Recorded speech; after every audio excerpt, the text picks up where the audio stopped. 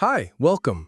Today we're going to walk through the heart of Atomic Habits by James Clear in a way that's easy to follow and simple to use. Think of this as a short tour. We'll stop at the main ideas, hear a few examples, and leave with clear steps you can try tomorrow. Ready? Let's go. Why habits matter. Imagine habits as tiny compound interest deposits into the bank of your life. One small deposit, making your bed, reading one page, walking for 5 minutes, might feel insignificant, but over weeks and months, those tiny actions add up. That's the book's core idea. Small changes, consistently repeated, create huge results over time. You don't need dramatic willpower. You need a system that makes good habits easy and bad habits hard. The identity-first approach. One of the cleverest shifts James Clear suggests is to stop focusing only on what you want to achieve and start thinking about who you want to become. Instead of, I want to run a marathon, try, I'm a runner.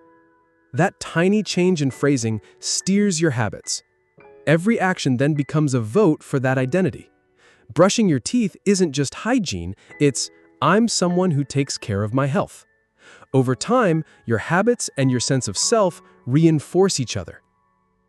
The 1% improvement idea. Picture a slow, steady upward curve. If you get 1% better each day, it compounds.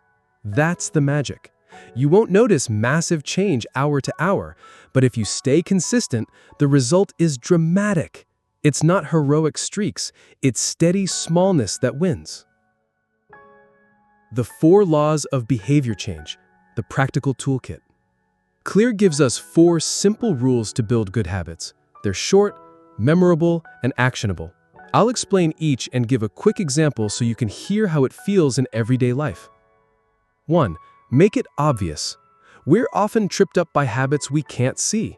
If you want to read more, leave the book on your pillow. If you want to drink more water, put a filled bottle where you work. The environment acts like a visual cue. Another technique, habit stacking. Take something you already do, like making coffee, and attach a new habit to it. After I pour my coffee, I will write 1 sentence. It's simple. Use the obvious triggers you already have. 2. Make it attractive. We're wired to follow what feels good. So bundle a habit you want with something you enjoy. Want to exercise but hate the treadmill? Only let yourself watch your favorite show while you're on the treadmill. That pairing makes the new habit more appealing. Also, the people around you matter. Surround yourself with folks who already do the habit. Their energy rubs off. 3. Make it easy. Reduce friction. Want to jog in the morning? Lay your running clothes beside your bed. Want to practice guitar? Keep the guitar on a stand instead of in a case. The more steps between you and the habit, the less likely you are to start. Break habits into tiny actions. If reading a book feels huge, read 1 page. If writing a book feels impossible, write for 5 minutes. Focus on showing up. Momentum comes from starting, not from grandeur. 4. Make it satisfying. We repeat what feels rewarding, so make good habits immediately enjoyable in small ways. Celebrate a tiny win. Check a box on a habit tracker, put a sticker on a calendar, or whisper "nice" after you complete the task. Concrete, small rewards create feedback loops. Bad habits often feel satisfying instantly, like scrolling social media. To beat them, add satisfaction to the alternative. For example, a short, pleasant ritual after studying, a tea break, a quick walk, a 5-minute stretch. Turning the laws upside down, breaking bad habits. To quit a bad habit, invert those same 4 laws. Make the cue invisible, make the habit unattractive, make it difficult, and make it unsatisfying. If you're trying to stop doom scrolling, remove the app from your phone home screen, cue invisible, add friction like logging out after each use, make it difficult, and add a small penalty or delay so the instant reward disappears. Designing your environment. This idea gets repeated because it works. Your environment shapes your behavior more than sheer willpower. Rearrange your space to support what you want. If you want to eat better, put fruit on the counter and hide the snacks in a cupboard. If you want to write in the morning, create a tidy writing nook that invites you to sit down. Small shifts in placement and visibility can steer your day. The plateau of latent potential. Change is often invisible until it isn't.